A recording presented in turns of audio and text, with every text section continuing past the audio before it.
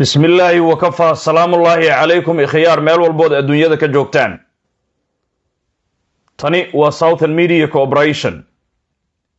إثيوبيا iyo lafta gareen ayaan waxaan idinkaga haynaa warbixin sir ah balse laakiin caalamkii ayaa ololaya waxaana garab yaala xasan sheekh maxamuud naqshadiisi ma arkayse macnii ugu dambeysay oo hadda uu soo saartay oo iyadana qarsoon oo aan rabnay inaan idin la wadaagno odawaa waa taliyaha ciidamada xoogga federaalka Soomaaliyeed Cabduqaadir Jaamac wasiirka gaashaandhigga iyo waliba ma arkayse macnii daaxurinta dhex taala iyadana sir baan idinkaga haynaa hadda adduunkana uu ololayaa taa waan taaban doonaa Benjamin Netanyahu ra'iisul wasaaraha wadanka Israa'iil oo maxkamadda dambiyada adduunka ay ka soo saartay waaran lagu soo xirayo isaga iyo wasiirkii hore ee gaashaandhigga laguna eedeynayo inay xasuuq ay geysteen iyo madaxdii ma arkayse Hamas oo iyaguna waaranka ku jira iyada oo xarigaasi lagu kala qaybsamay midowga Yurub way soo dhaweeyeen maxkamadaasi si kastoo dawladda Israa'iil ay u garab joogeen qaarkood sida Jarmalka iyo Ingiriiska Mareykanku waxba kama jiraan buu ku tilmaamay waa uu ka biyadiiday in Netanyahu la soo xiro maxkamadda go'aankeedana waxa uu ku sheegay in ma arkayse macnii qar iska xoornimo oo kale uu yahay marka adduunkii uu isku dhagan yahay Putin feermadii uu feermeeyay in hubka tactical ma arkayse nuclearka loo yaqaano uu adeegsan karo feermadaasi waxaad moodaa inuu ka dhabeeyay oo maantayba macnii gantaalada xambaara madaxyada nuclearka in uu ku garaacay dalka Ukraine iyada oo safaaradihii reer Yurub ee u dambeeyay Greega Talyaaniga ma arkayse Jarmalka macnii ay albaabada isugu dhufteen qaarkoodna diblomaasiyiinta ay kala soo baxeen marka sheekadu waa hadha waa Yurub oo maantay macnii ay u dareertay in la baro sida gaajada loogu adkaysto haraadka loogu adkaysto koronto la'aanta loogu noolaan karo sida ma arkayse macnii haddii dagaal saddexaad uu dhacaa looga gamban lahaa qof walba naftiisa u badbaadsan lahaa marka xaajadu meel culus bay maraysaa waa hadha laakiin warkaan hore u gali doonaa arrimahaasi waxaa ka faalloon doona dadka aqoonta u leh oo ma arkayse maskaxda Soomaaliyeed baan isugu keeni doonaa platformkan caawa haddii Allah awoodda leh uu ka raali noqdo qof walba garashadiisa intay tahay laakiin waxaan ku hormaraynaa biidnillaahi baari warka inoo yaala kan gudaheena Soomaaliya madaxweynaha dawladda Mayland Abdicasiis Xasan Maxamed lafta gareen iyo sirdoonka wadanka Ethiopia waxay ku kulmeen dalka Kenya ayay ku kulmeen saacadii ugu dambeeyay lafta gareen wuxuu joogay magaalada Muqdisho balse laakiin waxaanu ognahay ama qaarkiin ay ogaan karaan inuu Kenya aaday kulanka meeshaasi marka maxaa dhex maray Ethiopia sirdoonkeeda iyo lafta gareen sirdoonka Ethiopia waxay u sheegeen lafta gareen in uu qabsado doorasho dadban oo ka madax bannaan xukuumadda Xasan Sheekh Maxamuud iyo Xamse Cabdi Barre shaqana aanay ku yeelan karin oo isagu uu qabsado sida Kismaayo ama Jubbaland oo maanta guddoonka baarlamaanka ay u doorteen si la mid ah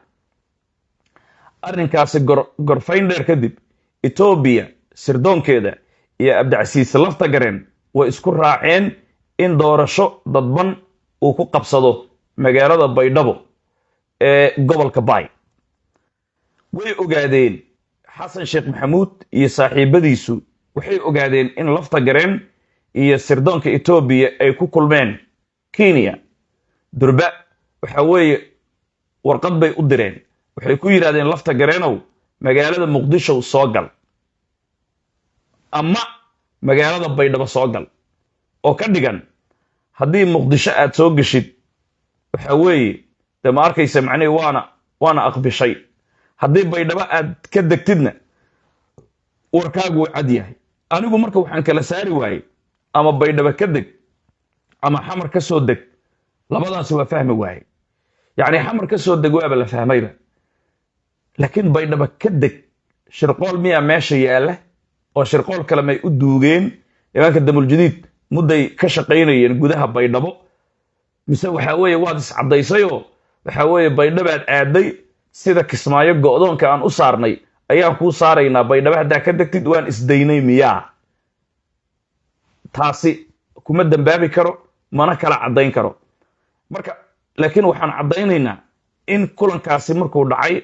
ay isku raaceen Ethiopia iyo lafta gareen in doorasho dadban beriise wuxuu yidhi soo gala xabsi aan kugu tuurne saasaa loo fasiri karaa miya okay isku soo wada duub laakiin waxaan caddayn karnaa annagu markii lafta gareen iyo sirdoonka Ethiopia hadda ogow sirdoonkeeda meel walbuu joogaa Soomaaliya ka mid ah dowladdii Cabdullaahi Yuusuf markay la dhisayayna waa kan ma arkaysa macnihii ay dhismaha dowladdaasi ay ku lug lahaayeen marka Kenya mar walba ay kula kulmaan madaxda Soomaaliyeed wayna og yihiin Kenya in Soomaalida siyaasiyiintooda marin ay u tahay ganacsi ay u tahay hay'adihii meesha ay degan yihiin marka lafta gareen iyo Ethiopia sirdoonkeedu saacadihii ugu dambeeyay ay waa hadda xogtaan ku siinayo waa xog sirdoon ay ku wada hadleen lafta iyo Ethiopiana ay isku raaceen doorasho dadban inuu qabsado ka madax bannaan xukuumadda Xasan Sheekh Maxamuud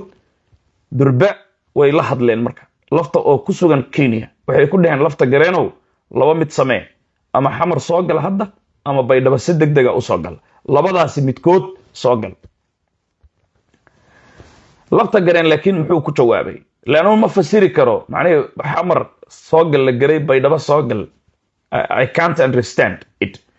marka si kasta ay ahaataba lafta gareen jawaabtii uu ka sugayeen qoliyaha damul jadiid kama aysan helin muxuu sameeyay lafta gareen wuxuu yiri baydhabana ma soo galaya hadda xamarna soo ma galaya hadda turkigu aaday waxaa laga dayayaa hadda turkiga lafta gareen hadda turkiga inuu joogo ama inuu ku sii socdo labadaas midkood waay marka gaashaanka u daruuray xisaabta lafta gareen iyo Ethiopia markay meeshaasi martay lafta gareen iyo Xasan Sheekh Maxamuud xisaabtooda meesha markay hadda gaadhay isla markii warqad qariirad cusub ay la yimaadeen anigu ma ogi ma arkaysa macnaheedu mar walba qariiradaha sababtay u badbedelayaan waa maxay qariirada ay la yimaadeen meel ay dhahaan hilowla gaab meel ay dhahaan iyo meel ay dhahaan fiidow iyo meel ay dhahaan mudul baraawe iyo meel ay dhahaan leego iyo meel ay dhahaan gobolka Banaadir intaasi dhul ku go'an in ay maamul ka dhisaan bay doonayaan hadda waxaana ay leeyihiin meeqaamka gobolka Banaadir ayaanu macnaheedu soo gabagabeynay marka kullay media ina ka aragteen ma ogi maantay iyagoo dhahaaya ma arkaysa macnaheedu maamulka gobolka Banaadir oo isku raacay ma arkaysa meeqaamka Muqdisho ma arkaysa arintiisa soo gabagabeeyay warkaasi haddii idaacadaha ka aragteen waxa uu ku qotomaa dhulkan hadda aan kuu sheegay in maamul loo dhiso meeshaana Xasan Sheekh Maxamuud uu ka otooreeyo oo madaxweyne ka ahaado marka waxaan u fahmi karnaa haddii lafta gareen xamar soo gal uu diiday sirdoonka Ethiopia markuu la kulmay kadib baydhabana ma arkaysa macnaheedu soo gal kala baxnaa miya ma ogi ma arkaysa ay ku dhaheen waxay qorshaysteen marka baydhabada banaankaas naga joogto hilowla gaab oo aan u malaynayo xuduudda shabeellada dhexe iyo galguduud intana ilaa iyo fiidow intana ilaa iyo mudul baraawe intana ilaa iyo leego inay maamul u dhistaan ayaan dhexdaasa warbixin baan idinla wadaagnay warbixintaasoo ku saabsisnayd in Xasan Sheekh Maxamuud kiliga Shiinaha meel ay dhahaan anuu ma garanayo oo shabeellada hoose iyo adiga afgooye iyo buurakaba u dhaxaysa wixii dhankan ka soo jira ma arkaysa Banaadir bay ka tirsan tahay qariiradaasi inuu Xasan la soo baxay taasoo lafta gareen uu ka carooday oo aan idiin sheegnay lafta gareen inuu baydhabo ka soo dego dagaal uu ku baaqaa la sugaya markaan idin dhahay marka soo ururi ma arkaysa gobolka Hiiraan si gooniya wax looga damacsan yahay casharada haddaa ku noqoto ee goosanka adag jaamacadda SMC waxaad ka fahmi kartaa macnaheed hiiraan waxa laga damacsan yahay inaan hadda kahor kuu sheegay marka hadda qariirada waxay ku soo koobeen intaasi laakiin markii hore qariiradoodu waxay ahayd South Central oo ah laga soo bilaabo Burtinle Hobyo Garacad ilaa iyo markayse macnaheed Baraawe ilaa iyo Kismaayo ilaa iyo Baydhabo Bakool iyo Gedo in ay noqoto South Central oo dhul uu iska leeyahay hawiye inta kalena ay ku dhex nool yihiin oo macnaheed masaakiin lagu dhex jarjaray macnaheed ay noqdaan dadka hadday yihiin daarood hadday yihiin digil aw mirfle dan wadaag iyo wixii la halmaala laakiin now hadda ma arkaysa macnaheed xisaabta way soo koobmaysaa haddana macnaheed waxay ku soo ururaysaa halkaasi inahaasi markay joogto marka xisaab kale oo waxaa jirta midda xasan sheekh maxamuud uu wato ka duwan oo iyaduna socota xisaabtaasi marka maxay tahay haddii Kismaayo doorasho hadda guddoonka la doortay madaxweynaha lagu doorto meesha loo socdaa marka waa Garowe meel la yiraahdo Garowe 1 iyo Garowe 2 dastuurka hadda lagu dhaqmaayo oo xasan uu bedeli rabo oo ku qoran federalismka wadar ogolka bartaasi ayaa hadda macnaheed la maal gelinaya waxa la rabaa marka Kismaayo doorasho ay qabsato in lafta gareen hadduu doorasho qabsadana wuu qabsaday dhinacaasuu noqon doorasho dadban haddii doorasho aanu qabsanna Garowe in dawlad lagu soo dhisaal rabaa marka hadda taasaa keentay marka in majeerteenka xamar joogaa ma arkaysa macnaheed Siciid Cabdullaahi Deni waan la dirirsanahay dhahay Xamse Cabdi Barre ay god ku sii gelinayaan ay leeyihiin saaxiib kursigan majeerteen baa doonaya annaga barihana eedin dhuuqso ogaadeenkaaga la dagaal kursigaaga dhuuqso iyagoo xasan sheekh maxamuudna u dabamaraay casharadaasi waa kuu sheegay marka Garowe gogasha taala waxa weeye dawlad baa lagu dhisaaya Axmed Madoobe hadda aan kula hadlaayo marka macnaheed doorashadiisu 25ka ay dhacdo durba wuxuu bilaabi doonaa soo xulitaanka xildhibaanadii 2026ka 2029ka macnaheed ku matali lahaa dawladda federaalka Soomaaliyeed ayuu macnaheed bilaabi doonaa yani Jubbaland wixii xildhibaano ah oo dawladda federaalka doorashada dadban ku matali lahaa ayuu bilaabi doonaa xulitaankooda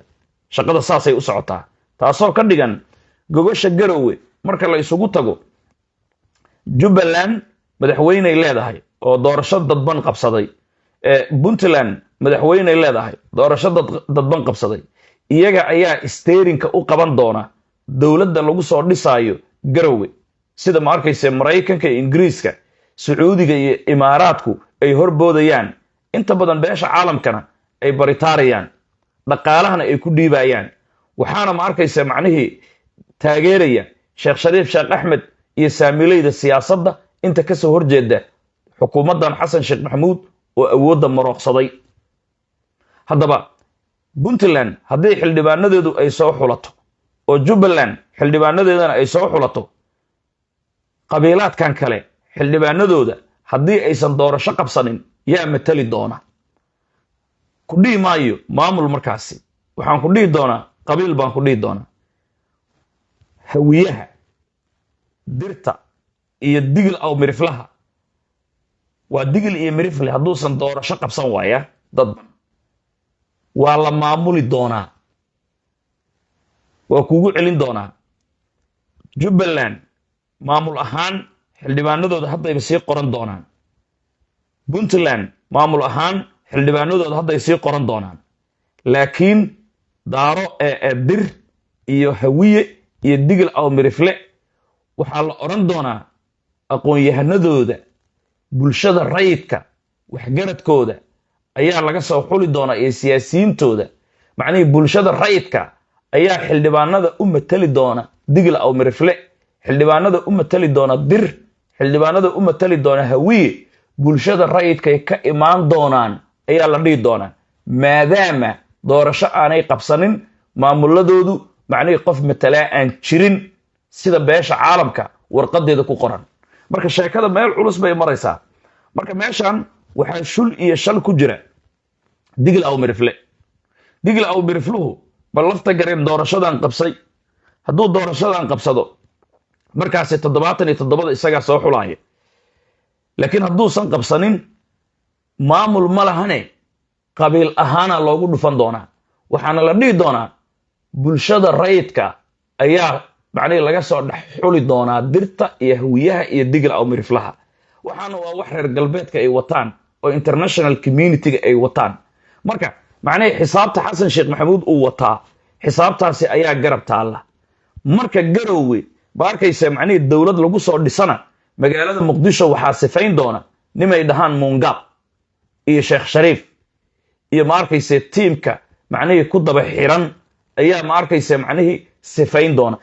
doona haddaan ku dhaha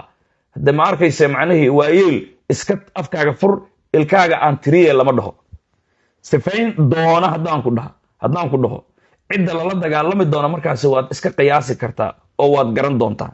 xasan sheekh maxamuud xilligaasi marka la isla gaaro ayuu dhihi doonaa anigu oday soomaaliyeed oo tanaasulay baan ahay waxna ma qaban doonto markaasi siday ila tahay horta ma arkaysa xasan haddii uu macnihii kaartadan uu samaystay haddana fiidow iyo hilowla gaab ilaa iyo aagaan inuu ma arkaysa gobolka banaadir iyo mudul baraawe ilaan kismaayo way ka soo xirantay hadda ma arkaysa macnihii dhiishii waa uu dhigay tahriibkii kismaayo waa la dhigay hadda gudahooda in laysku diro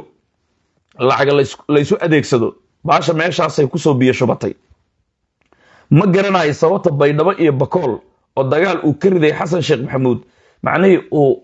yacni uga tala baxaayo ilaan markii hore wuxuu doonayay in uu ma arkaysa macnihii maamul uu dhiso oo ma arkaysa macnihii dhulkaasna uu qabsado danta u diida ma ogi ma wasaaradda gaashandhigga Ethiopia wasiirka arrimaha dibadda markii uu yiri annagu Soomaaliya kama baxayno oo xasanna uu ku hurudsiinayay dadka Soomaaliyeed Ethiopiaanka bisha November December dalka way ka baxayaan tii markay banjartay ay dhaheen Ethiopiaanku annagu taa kama gadinayno ma baxayno markay dhaheen sidaan horaanba idinkugu sheegnay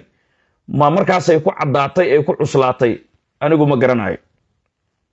anigu aqoon uma lihi laakiin waxaan garanayaa Ethiopiaanka in uu dhihi jiray xasan way ka baxayaan sanadka dabayaaqadiisii iyaguna hadda ay dhaheen meel uma soconno marka Ethiopia joogta meeshaas uma geli karna miya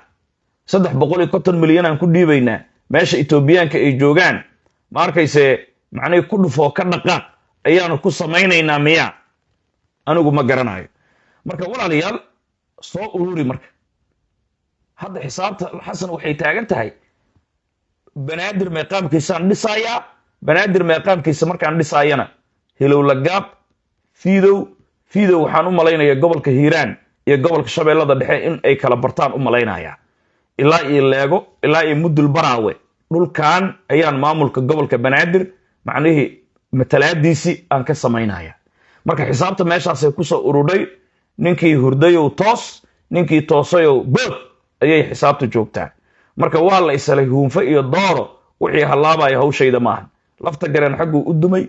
xasan iyo kaartadiisa xaggaasay u duntay garowe gogosheeda xaggaasay u duntay yaa adkaan doona anigu mooji digil aw mirifle isaguna bulshada rayidka maamul la'aan isagoo ah miyaa looga soo xuli doonaa gogosha garowe mise doorashuu qabsan doonaa isagana toorayaashu ka mid noqon doonaa mooji haddii marka digil aw mirifle doorasho uu qabsado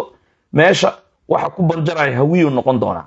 because hawiye labada maamul uu leeyahay oo atooraha ka yahay markaas waxay noqonayaan kuwa guul daraystay oo doorasho aanay qabsanin bulshada rayidka waa la maamuli doonaa marka iyagiyaa la maamuli doonaa nimankan dirta ama isaaqa ahna de ma arkayse awalba xamar baa lagu isbaaraysan jiray iyaga marka bulshada rayidka la dhihi doonaa had walbana durbaanka meesha loo tumaayay iyagu aadaan farmaajo markii uu joogayna farmaajoay u durbaantumaayeen xasan markuu yimaadayna hadda xasan bay durbaanka u qaadeen haddii berri ka saadama garowe la aadana buurmadow waa kaaga horeeyaba buurmadow ayaaba sii sheegay garow waxaan tegi doonaa garowe marka buurmadow nin sahlan maahna ogaada doorashooyinka Soomaaliya kaalin muhiim u ku leeyahay isku soo wada dub xisaabta marka meeshaasay maraysaa waxaan rabaa inaan u galo odawaa marka la soo celiyey life waxaan idinkugu sheegnay war meeshaan odawaa haddii la keenay jaamacna uu joogo laba baarqab sidee bay u wada shaqayn karaan soo isku dhici maayaan odawaa waa taliyihii ciidamada jaamacna waa wasiirka gaashaandhigga Soomaaliya say u wada shaqayn doonaan haddaba odawaa Yuusuf Raage markii uu yimaaday Cabdiqaadir Maxamed Nuur Jaamac way kulmeen wayna ballameen wuxuuna sheegay in uu la shaqayn doono aanu u gacan dhaafi doonin odawaa baa dhahayo kuma gacan dhaafi doono balse laakiin hadda odawaa waxaa la rabaa in macnii la isticmaalo nin waxaa jira odawaa ay dhahaan oo kale oo xasan sheekh maxamuud ma arkayse ninka uu ugu talagalay inuu bedelo ah oo u dhashay beesha Saleebaan ahaan jiray wasiirkii arrimaha gudaha taranabkii hore ardaydii simadna ay wada ahaayeen iyo macallimiintii simad ninkaasi iyo team uu wato ayaa ma arkayse waxay doonayaan odawaa Yuusuf Raage in ay u isticmaalaan Cabdiqaadir Maxamed Nuur Jaamac oo is arki kari waayeen oo isdagaaleen laakiin geed uu isaga xiray anuu ma kulihi jaamacna waa daahir odawaana waa daahir odawaa kalena waa daahir laakiin xisaabta sida ay tahay baan kuugu sheegayaa